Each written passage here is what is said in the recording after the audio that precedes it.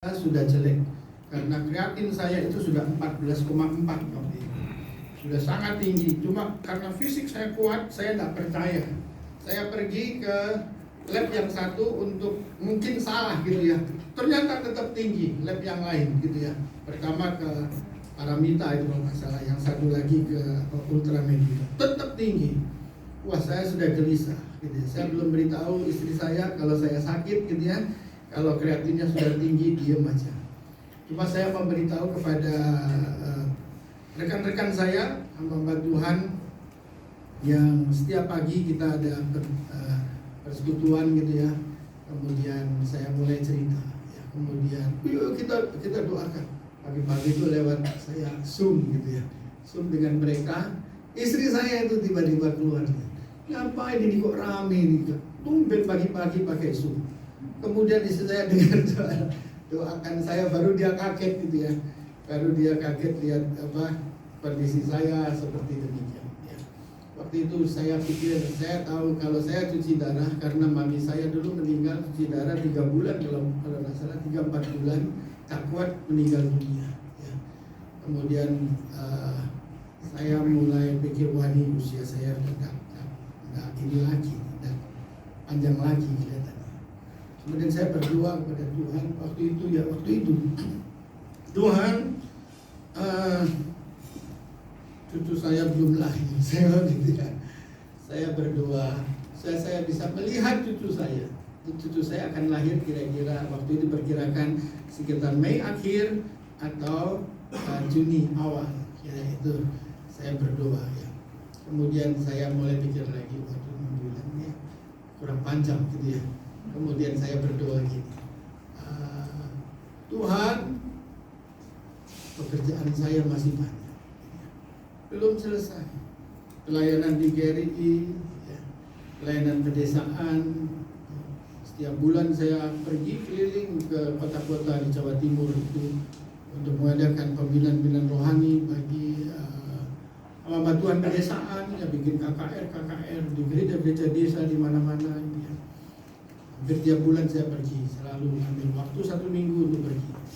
Kemudian saya punya pelayanan untuk anak-anak asuh, ya. Anak-anak asuh saya cukup banyak ya di Sidoarjo. Tuhan belum selesai kalau Tuhan panggil saya. Siapa yang meneruskan? Ya belum ada pengganti, yang sudah ada pengganti itu mungkin untuk pelayanan pedesaan sudah ada, tetapi untuk pelayanan yang lain Tuhan belum ada. Sambil berdoa, kondisi makin parah, tapi saya merasa diri masih kuat waktu itu. Ya, saya telepon Profesor Paul Tahalili, Prof Paul, ada berita buruk gitu. Berita apa gitu? Ya, ini loh kreatin saya itu tinggi sekali, tapi aneh, fisik saya itu begitu kuat sekali. Kemudian Prof Paul mengatakan, hati-hati loh ya, hati-hati. Kekuatan fisik tidak ada hubungannya dengan kerusakan ginjal, gitu ya. Tapi saya masih tenang-tenang aja waktu itu. Sambil konsult ke beberapa kawan dan sebagainya, cari informasi. Ya. Anak-anak sudah pada bingung semua. Karena mamanya kasih tahu, Papa kreatinnya udah tinggi. Coba minta hasil labnya, saya kirim ke anak saya. Anak saya kasih ke temannya yang spesialis penyakit dalam. Akhirnya anak saya, Papa cepet cuci darah. Kalau enggak ini uriumnya sampai otak nanti bisa kena stroke. Ya. Kalau sudah stroke enggak bisa apa-apa nanti. Mumpung Papa masih kuat kayak gini, cepet aja. Nah saya ini tak mau ke dokter.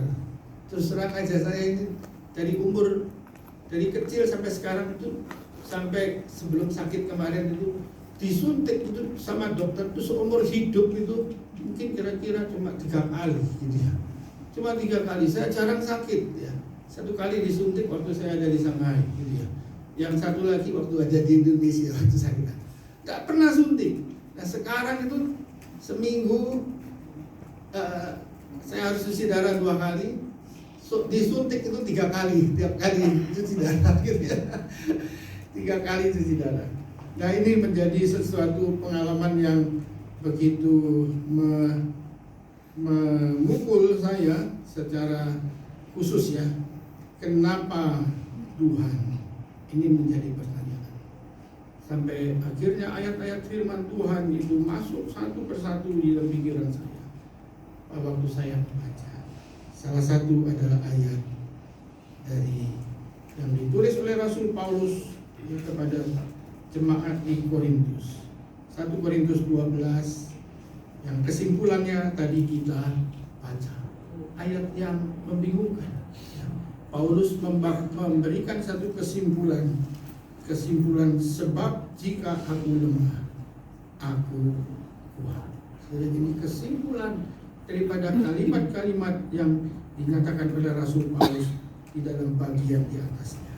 Saya akan